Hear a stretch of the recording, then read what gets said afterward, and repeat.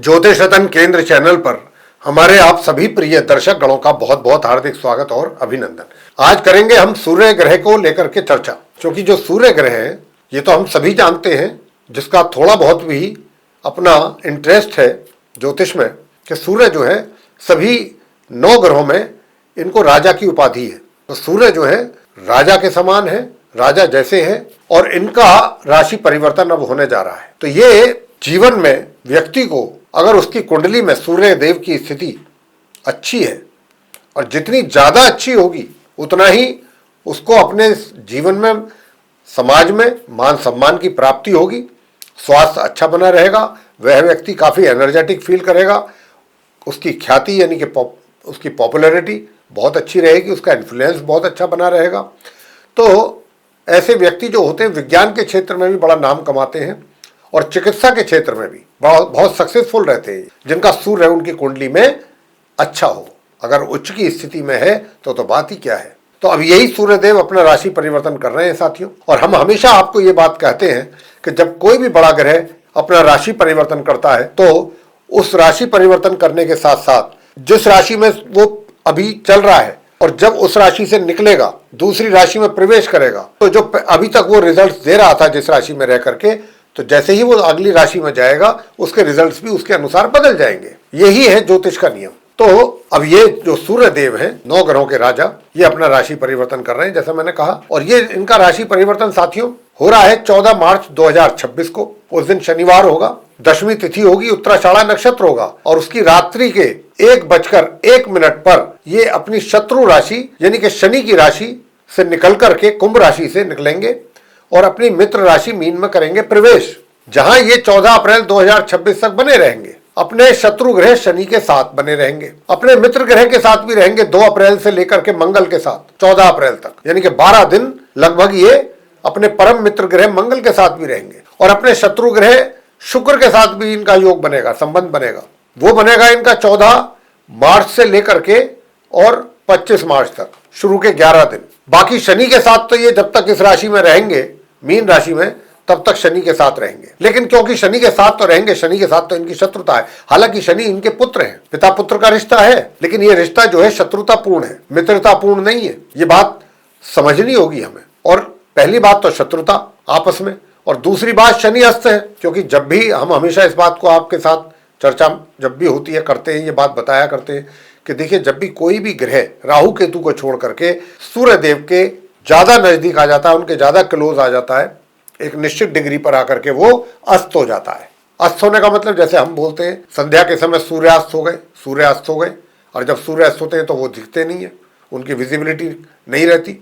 बस बिल्कुल ठीक इसी तरह दूसरे ग्रहों को हम कहते हैं कि वो अस्त हैं या अस्त हो गए हैं या अस्त होंगे, तो इसका मतलब उनकी विजिबिलिटी, क्योंकि सूर्य के प्रकाश में वो कहाँ खो गए, उनकी अपना अस्तित्व तो नहीं रहता। और जब कोई ग्रह अस्त हो जाता है ना, तो उसको ज्योतिष में शुभ नहीं माना गया है, उसके शुभ परिणाम भी प्राप्त नहीं होते हैं। कितना ही उसने राजयोग भी क्यों ना बनाया हो, राजयोग भी अगर उसने बनाया हुआ है तो जो राजयोग के पूरे परिणाम, अच्छे परिणाम प्राप्त होने चाहिए जातक को, उस मात्रा में नहीं होते हैं, उसमें बहुत कमी रहती होते हैं। बहुत सूर्य के साथ शनि होंगे जो उनके शत्रु भी हैं एक दूसरे के, लेकिन वो अस्त होंगे। सूर्य 14 मार्च को जाएंगे मीन राशि में, वो 8 मार्च को ही अस्त हो जाएंगे शनिदेव, उनके पहुंचने से पहले ही। और जब तक सूर्य रहेंगे वो अस्सी रहेंगे। जब सूर्य निकल जाएंगे उसके बाद, मतलब सूर्य निकलने वाले होंगे तब वो उदय होंगे। सूर्य 14 अप्रैल को निकल करके आगे जाएंगे मेष राशि में, तो वो 11 अप्रैल को उदित होंगे, उनके निकलने से 2-3 दिन पहले। तो ये स्थिति जो बन रही है सूर्य देव के राशि परिवर्तन करने के उपरांत 14 मार्च से लेके 14 अप्रैल तक, जब तक वो अपनी मित्र राशि मीन में संचार करेंगे। मीन राशि है गुरु बृहस्पति की, गुरु बृहस्पति जो है वो सूर्य और मंगल के परम मित्र हैं। शनि के वो ना मित्र है ना शत्रु है, शुक्र के भी वो ना मित्र है ना शत्रु है। तो ये अब इनके क्या प्रभाव हमारे आप सभी 12 जो लगन राशियों के जातक हैं उन पर पड़ेंगे। तो देखिए साथियों, यहाँ पर हम आपको बहुत पहले ही ये बात बता करके चलना चाहते हैं, वो ये, अगर हम जब 12 लगन राशियों के जातकों के विषय में बात करेंगे एक एक करके, और हम ऐसा महसूस करेंगे बात करते समय कि यहाँ पर कुछ नकारात्मक प्रभाव भी जीवन में जातकों के बनेंगे, जिसकी संभावना काफ़ी ज़्यादा है, क्योंकि मैंने जैसा अभी आपको बताया है, डिफाइन किया है कि सूर्य अपने शत्रु ग्रह शुक्र के भी साथ रहेंगे 11 एक दिन। शनि के साथ तो पूरे वक्त रहेंगे जब तक वो इस राशि में रहेंगे, तो दोनों ही शत्रु हो गए उनके। एक मंगल उनके जरूर मित्र हैं, उनके साथ उनका संबंध जैसा मैंने कहा कि वो तो 2 अप्रैल से और 14 अप्रैल तक रहेगा, लगभग 12 दिन। तो ये अब किस प्रकार के प्रभाव आपके जीवन में बनाएंगे, अगर कहीं नकारात्मक प्रभाव की बात होती है तो हम आपको बिल्कुल अंत में जाकर के, यानी कि जब 12 राशियों की बात पूरी कर चुके होंगे तब अंत में जाकर के हम आप सभी 12 राशियों के जातकों को रेमेडीज देंगे, हल, बहुत ही आसान अचूक उपाय। अगर आप उनको करते हैं तो मैं कह सकता हूं कि जो सूर्य जब तक यहाँ रहेंगे 1 महीने, बाकी दूसरे ग्रहों के साथ, कुछ समय शुक्र के साथ, कुछ समय मंगल के साथ और बाकी पूरे समय शनि के साथ, तो जो भी अशुभ परिणामों की प्राप्ति के योग बनेंगे निश्चित रूप से आपके उपाय करने से उसमें कमी आएगी। तो आइए अब चर्चा को आगे बढ़ाते हुए पहले हम मेष लगन राशि के जातकों से चर्चा आरंभ करेंगे, बढ़ाएंगे इस चर्चा को आगे बात करते हुए। लेकिन उससे पहले एक छोटा सा निवेदन आपसे करना चाहेंगे, वो ये कि अगर आप अभी हमारे चैनल पर नए हैं तो आप हमारे इस चैनल ज्योतिष रतन केंद्र को भी सब्सक्राइब जरूर कर लीजिए। क्यों? क्योंकि बहुत महत्वपूर्ण जानकारियां एस्ट्रोलॉजी से संबंधित, ज्योतिष से संबंधित अलग अलग विषयों पर हम देते रहते हैं, उनके वीडियोस बनते रहते हैं, तो वो भी समय समय पर आपको मिलते रहें और उसका लाभ आप उठाते रहें। तो आइए सबसे पहले चर्चा आरंभ करते हैं मेष लगन राशि के जातकों को लेकर के कि आपके ऊपर सूर्य देव के राशि परिवर्तन करने के उपरांत पूरे 1 महीने 14 मार्च से 14 अप्रैल तक किस प्रकार के प्रभाव अकेले सूर्य देव के आपके जीवन में देखने में आएंगे। तो साथियों, जैसा मैंने कहा कि सबसे पहले मेष लगन राशि के जातकों के विषय में बात करेंगे। तो 14 मार्च से 14 अप्रैल तक सूर्य जो है अपनी मित्र राशि मीन में बने रहेंगे। किसके साथ? जैसा मैंने आपको बताया कि आरंभ में शनि और शुक्र दोनों होंगे, यानी कि 14 तारीख से लेके और 25 मार्च तक शुक्र के साथ भी रहेंगे अपने शत्रु ग्रह। और सूर्य जो है आपके चार्ट में पंचम भाव के स्वामी हैं। जी हाँ, पंचम भाव के। तो मैं आपसे बताना चाहूंगा कि क्योंकि अब ये द्वादश भाव में रहेंगे, तो एक तो जो नॉर्मल एजुकेशन लेने वाले स्टूडेंट्स हैं उनके लिए अपनी पढ़ाई को लेकर के समस्याएं बनेंगी। तो आपको यहाँ पर सबसे पहला कार्य तो ये करना है कि अपनी पढ़ाई पर बहुत अधिक फोकस रखना है पूरे महीने 14 मार्च से 14 अप्रैल तक। 14 मार्च से लेकर के और माह के अंत तक, यानी कि 2 अप्रैल तक कह लें, आपको बहुत अधिक परिश्रम करने की आवश्यकता रहेगी अपने पढ़ाई के क्षेत्र में। और जो संतान है, संतान से भी माता पिता को उतने अच्छे परिणामों की प्राप्ति के योग नहीं बन रहे हैं जब तक सूर्य यहाँ रहेंगे, जितने अच्छे परिणामों की प्राप्ति होनी चाहिए थी। लेकिन हाँ, एक बात जरूर है, 2 अप्रैल से लेके और फिर जब तक सूर्य देव यहाँ हैं 14 अप्रैल तक का जो समय होगा उसमें आपको मिले जुले परिणामों की प्राप्ति होगी। यानी कि अगर आपने कहीं थोड़ी सी भी ढील दे दी तो समझ लीजिए वहां तो परिणाम आपके प्रभावित होंगे, लेकिन अगर थोड़ा जो आपने मेहनत की है उसका वो रिजल्ट सामने आपको बहुत पॉजिटिव दिखाई देगा। तो यहाँ पर मिले जुले परिणामों की प्राप्ति के भी योग बन रहे हैं आपके लिए। अब मैं आपसे बताना चाहूंगा कि थोड़ा अपने स्वास्थ्य का भी जरूर ध्यान रखिएगा, स्वास्थ्य का ध्यान रखिएगा और अपने कार्य क्षेत्र में आपको बहुत सजग और सावधान रहने की आवश्यकता है जब 14 मार्च से 14 अप्रैल के बीच, जब तक सूर्य शनि के साथ हैं, क्योंकि शनि आपके लॉर्ड हैं कार्य क्षेत्र के। किसी के भी साथ किसी भी प्रकार के तनाव से आपको बचना है, वाद विवाद में ना पड़े, चाहे आपका जूनियर है, सीनियर है या आपके बॉस हैं, किसी के साथ भी कहासुनी ना हो, उससे आपको सीधा नुकसान पहुंचेगा। ये बात आप ध्यान रखें। स्वास्थ्य का साथ के साथ ध्यान जरूर रखिएगा और खर्चों की अधिकता जरूर रहेगी आपके लिए, तो खर्चों पर भी अपने अंकुश बना करके रखें।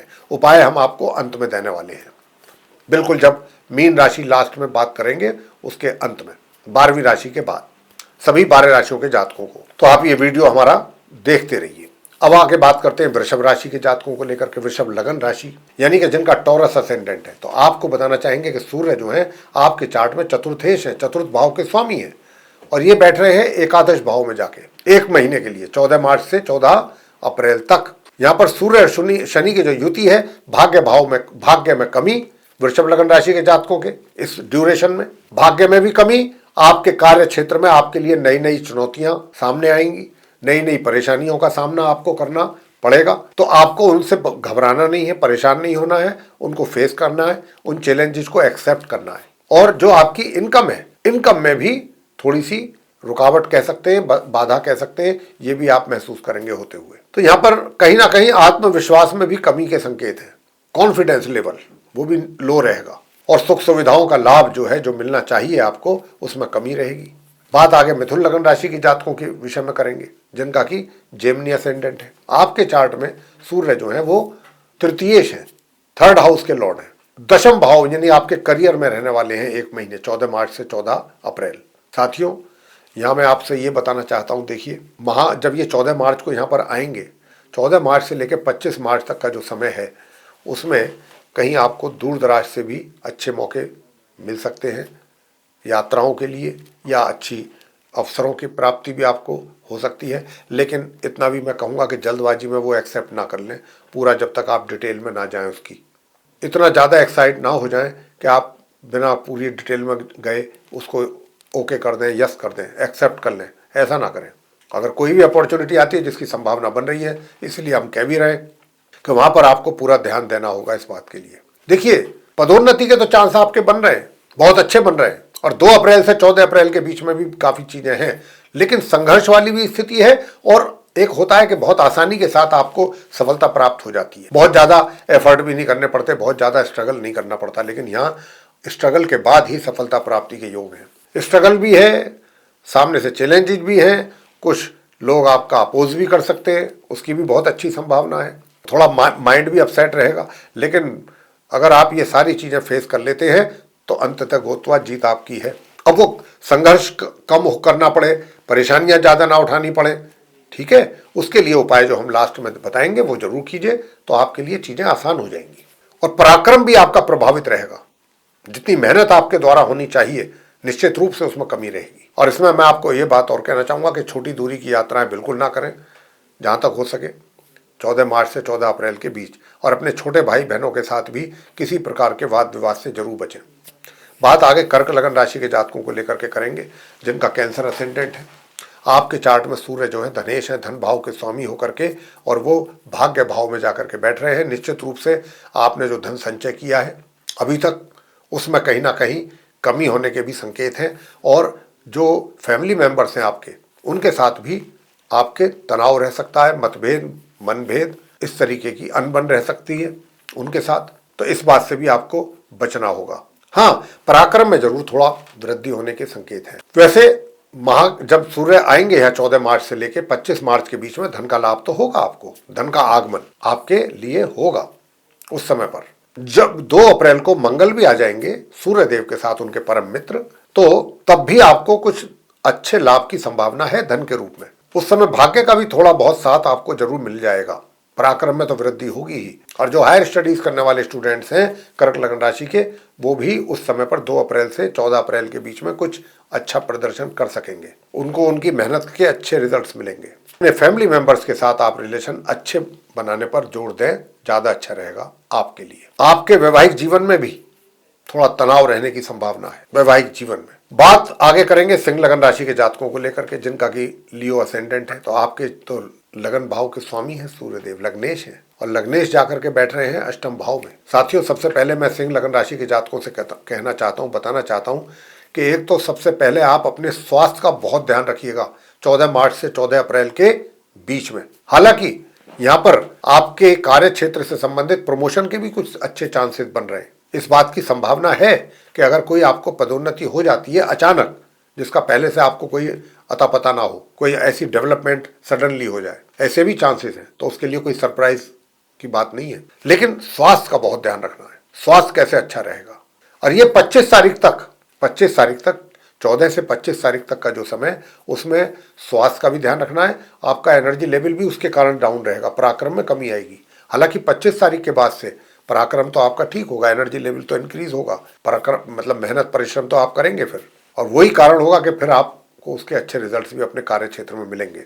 लेकिन भाई, हेल्थ का बहुत ज़्यादा ध्यान आपको, मैं बार बार बोल रहा हूँ, रखने की आवश्यकता है। शत्रुओं से भी सावधान रहना होगा, वे भी आपको नुकसान पहुंचा सकते हैं। कॉन्फिडेंस लेवल आपका कम होगा। ये कॉन्फिडेंस लेवल जब आदमी का कम हो जाता है तो फिर कोई भी अच्छा बड़ा काम वो करने की हिम्मत उसकी खत्म हो जाती है। बात आगे करते हैं कन्या लगन राशि के जातकों को लेकर के जिनका विर्गो असेंडेंट है। यहाँ पर सूर्य जो है द्वादशेश है, द्वादश भाव के लॉर्ड है, और वो सप्तम भाव में रहेंगे 14 मार्च से 14 अप्रैल तक। साथियों, जो आप किसी पार्टनर के साथ काम कर रहे हैं तो पार्टनर के साथ भी झगड़ा फसाद वाद विवाद रहने की संभावना ज़्यादा है। लाभ में कमी कह लें या हानि कह लें। उधर लाइफ पार्टनर के साथ भी अनबन, कहासुनी, टेंशन, तनाव, आर्गुमेंट्स ये रहने की पूरी संभावना है। यहाँ पर इस बात का भी आपको ध्यान रखना होगा और दूर दराज की यात्राओं से बचना होगा। अगर आपने इस समय पर दूर दराज की यात्राएं की तो उससे आपको कोई अच्छे परिणामों की प्राप्ति नहीं हो पाएगी और आप परेशान हो जाएंगे। तो जहाँ तक हो सके दूर दराज की यात्राओं को आप एक तरीके से पोस्टपोन कर दें कुछ समय के लिए। उपाय जो हम बताने जा रहे हैं वो तो आपको करने ही है और अगर आप उपाय करेंगे तो अच्छे परिणाम भी निश्चित रूप से सामने आएंगे। बात करते हैं आगे तुला राशि के जो जातक हैं उनके विषय में, यानी कि जिनका लिब्रा साइन है, लिब्रा असेंडेंट। तो जो तुला लगन राशि के जातक हैं, आपके चार्ट में सूर्य जो है वो लाभ भाव के स्वामी है, एकादशेष है, लेकिन इनका जो प्लेसमेंट रहेगा 14 मार्च से 14 अप्रैल तक ये रहेगा छठे भाव में आपके चार्ट में। तुला लगन राशि के जातकों के छठे भाव में सूर्य का होना अपने शत्रु ग्रह शनि के साथ पूरे समय 14 मार्च से 14 अप्रैल तक और अपने शत्रु ग्रह शुक्र के साथ 25 अप्रैल तक और 25 मार्च तक और अपने परम मित्र ग्रह मंगल के साथ 2 अप्रैल से 14 अप्रैल तक। तो सबसे पहली बात तो ये कि देखिए शत्रुओं की उत्पत्ति तो जरूर होगी, इसमें तो कोई शक नहीं, लेकिन शत्रु आपका नुकसान कुछ नहीं कर पाएंगे, ये मैं आपको बताना चाहता हूं। मगर आपको अपने स्वास्थ्य का भी बहुत ध्यान रखना है, बहुत ज्यादा अपने स्वास्थ्य का ध्यान रखना है। दूर दराज की यात्राएं आपके लिए कोई बहुत लाभकारी साबित होंगी, ये दिमाग से निकाल दीजिए जब तक ये यहाँ पर योग बना हुआ है सूर्य मंगल शनि का। हाँ, मंगल 2 अप्रैल को जब यहाँ पर आएंगे और 14 अप्रैल तक सूर्य के साथ रहेंगे, बाकी तो बात आगे की करेंगे बाद में, अभी तो सूर्य को लेकर के बात चल रही है 14 मार्च से 14 अप्रैल तक। तो 2 अप्रैल से 14 अप्रैल के बीच में आपके स्वास्थ्य में आपको सुधार होते हुए दिखाई देगा, लेकिन उससे पहले स्वास्थ्य में कमी। शत्रु हावी होने की कोशिश भी करेंगे, आपको नुकसान पहुंचाने की भी कोशिश करेंगे, लेकिन नुकसान पहुंचा नहीं पाएंगे। अब बात कर लेते हैं आपके लाभ की कि भाई लाभ कैसा रहेगा। नहीं, लाभ तो आपको देखिए उतना होना चाहिए, जितना होना चाहिए उतना तो नहीं हो पाएगा, उसमें तो कमी रहेगी। 14 अप्रैल तक, 14 मार्च से 14 अप्रैल तक जितना लाभ धन का आपको होना चाहिए था उसमें निश्चित रूप से कमी रहेगी, मगर फिर भी धन आता रहेगा आपकी जरूरत के मुताबिक। और मैं आपको ये भी बताना चाहूंगा कि जो नॉर्मल एजुकेशन लेने वाले स्टूडेंट्स हैं उनके लिए उनकी पढ़ाई को लेकर के बड़ी प्रॉब्लम रहने वाली है, पढ़ाई से संबंधित रिजल्ट्स में कमी रहने वाली है। आप लोगों को इस बात का बहुत ध्यान रखना होगा और घर परिवार के जो सदस्य हैं उनके साथ भी आप कैसे रिलेशन मेंटेन करके रख सकते हैं, इस पर भी आपको ध्यान देना होगा।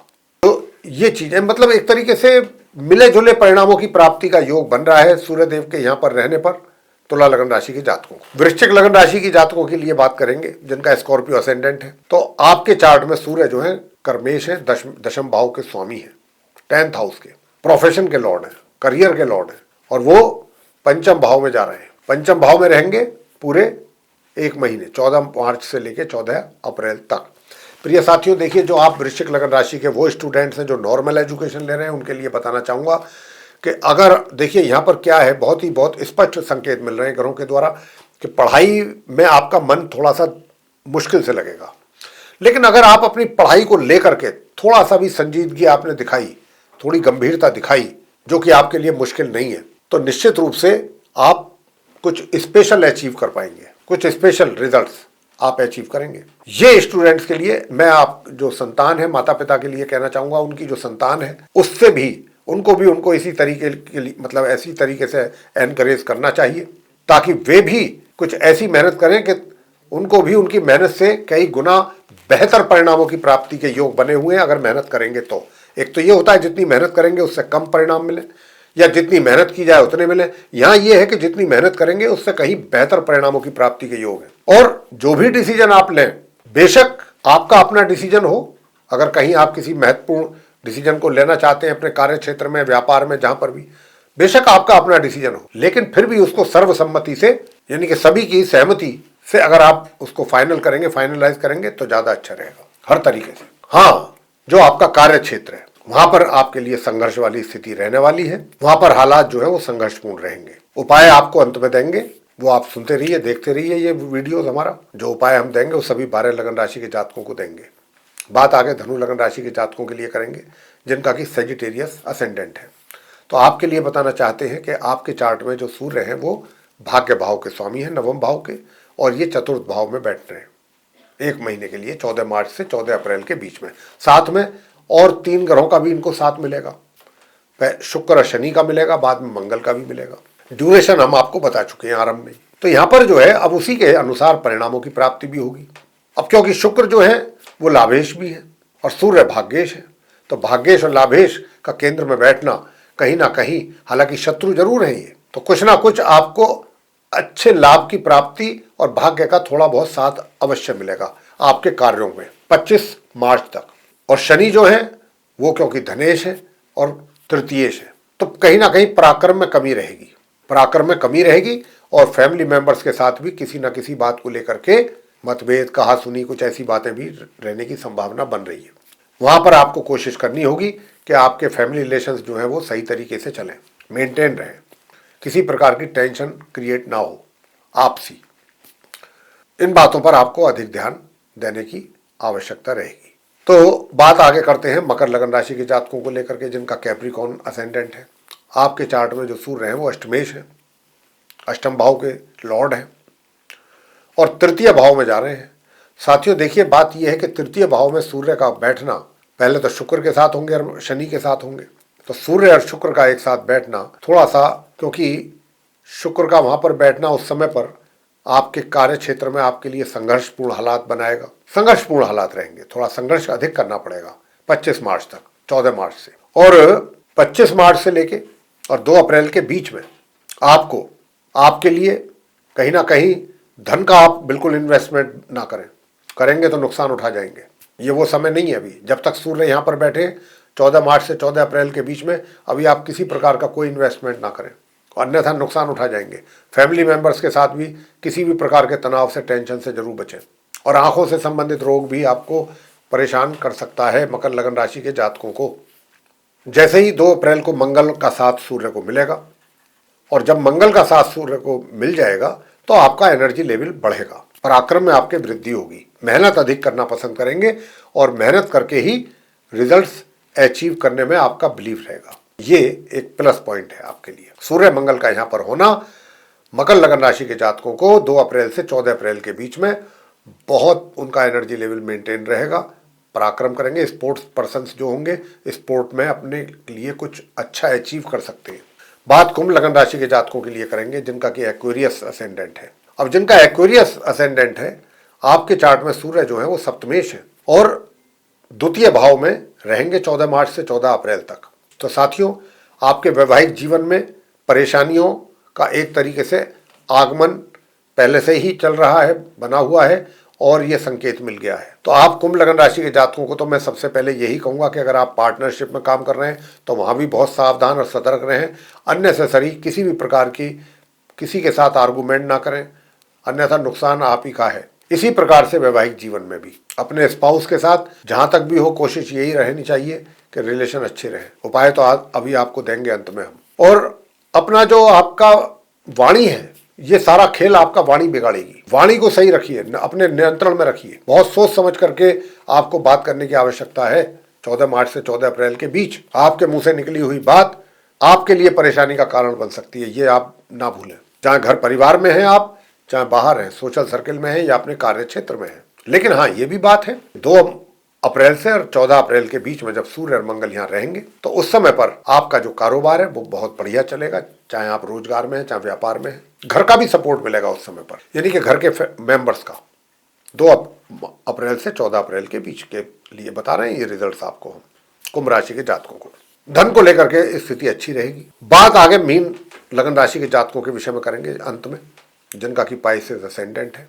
अब जिनका पाइसेस असेंडेंट है, आपके चार्ट में जो सूर्य है ये षष्ठेश है, छठे भाव के स्वामी है और ये लगन में जा रहे हैं। साथियों ये देखिए, आपके स्वास्थ्य में तो कमी कर रहे हैं, शत्रुओं को भी पैदा कर रहे हैं, तो शत्रुओं से सावधान रहना होगा मीन लगन राशि के जातकों को और अपने स्वास्थ्य का बराबर रखना होगा ध्यान। बाहर का स्ट्रीट फूड से आपको बचना है, अवॉइड करना है स्ट्रीट फूड।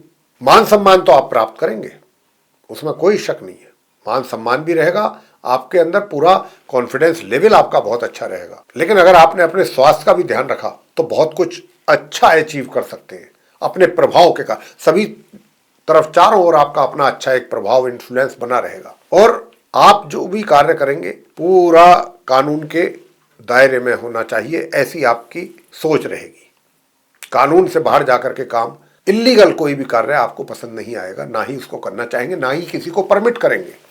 ये आपका एक अच्छा प्रभाव बना हुआ रहेगा, अच्छा इंप्रेशन रहेगा, उसका लाभ आपको मिलेगा अपने कार्य क्षेत्र में।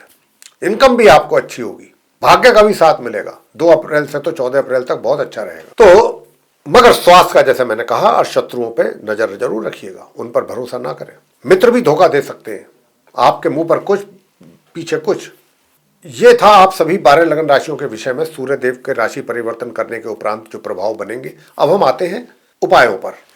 देखिए, सबसे पहला कार्य आपको करना है, प्रातःकाल स्नान करने के उपरांत सूर्य देव को तांबे के पात्र से जब जल देंगे, एक चुटकी उसमें रोली कुमकुम मिला करके, लाल फूल हो सके तो वो करके, और ओम ह्राम ह्रीम ह्रौम सह सूर्याय नमः इस मंत्र के साथ जल अर्पित करना है। 11 बार मंत्र कर सकते हैं, 21 बार भी, 108 बार भी। दूसरा, अगर आप पूजा घर में बैठ करके सूर्य देव की पूजा करें, सूर्य चालीसा का पाठ करें या आदित्य हृदय स्तोत्र का पाठ करें, एक ही बात है, तो आपके लिए बहुत अच्छा रहेगा। और 14 मार्च से लेके और 25 मार्च तक आप नियम से सफेद चंदन का तिलक लगाएं, तभी घर से निकलें अपने मस्तिष्क पे। और प्रत्येक शनिवार महिला हैं तो पीपल के वृक्ष के नीचे जाकर सरसों के तेल का दीपक जलाएं। हनुमान चालीसा का पाठ आप अपने घर पे रह करके करें संध्या के समय। और प्रत्येक शनिवार आप, अगर हो सके पुरुष हैं तो आप शनि मंदिर में जाएं और शनि देव पर सरसों के तेल का उनका अभिषेक करें। वहीं बैठ करके शनि चालीसा का पाठ या शनि स्तोत्र का पाठ या शनि के मंत्रों के जाप आप कर सकते हैं, पश्चिम दिशा की ओर मुंह करके, प्रत्येक शनिवार। बस ये उपाय करते रहिए। जितनी भी जहां भी जिन लगन राशि के जातकों को हमने बताया है नकारात्मक प्रभाव के विषय में, वो इन आपके उपायों से अगर श्रद्धापूर्वक करेंगे स्वतः ही दूर होंगे। अगर आप शनि मंदिर नहीं जा सकते हैं तो हनुमान जी के मंदिर में जाकर के गुड़ चने का प्रसाद चढ़ा दें मंगलवार और शनिवार। बहुत ऐसे भी लोग होंगे जिनके घर के आसपास या कहीं पर थोड़ी दूरी पर भी शनि मंदिर ना हो। वैसे तो आजकल बहुत हैं, शनि मंदिर मिल ही जाते हैं, लेकिन फिर भी अगर नहीं है तो आप हनुमान जी की प्रतिमा पर भी गुड़ चने का प्रसाद चढ़ा सकते हैं प्रत्येक मंगलवार और शनिवार। और हनुमान चालीसा नियमित रूप से अपने घर में बैठ करके आपको करना है। तो साथियों, ये उपाय आप करते रहिए पूरे महीने और बहुत सब कुछ आपके जीवन में अच्छा ही चलेगा, ऐसी हमारी परमपिता परमेश्वर से प्रार्थना है। तो साथियों, अगर ये चर्चा आपको पसंद आई है तो आप इस वीडियो को लाइक जरूर कर लें, और अगर अभी तक आपने चैनल हमारा सब्सक्राइब नहीं किया है तो चैनल को भी सब्सक्राइब जरूर कर लें। अधिक से अधिक मात्रा में वीडियो शेयर करें ताकि दूसरे लोग भी जानकारी का अच्छा लाभ उठा सकें। और अगर आप चाहते हैं कि आने वाले दिनों में जो भी वीडियोस हमारे बनेंगे एस्ट्रोलॉजी से रिलेटेड डिफरेंट टॉपिक्स पे, वे सब भी आप तक एक एक करके पहुँचें और उनका भी आपको उन सभी वीडियो के द्वारा जो भी जानकारी है वो आपको प्राप्त हो, तो फिर आप बेल आइकन भी प्रेस जरूर करें। इसी के साथ अब हम इस कार्यक्रम को यहाँ समाप्त करेंगे और अपने आप सभी प्रिय दर्शक गणों से लेंगे इजाजत। आप सभी का सहृदय बहुत बहुत धन्यवाद। जय माता दी।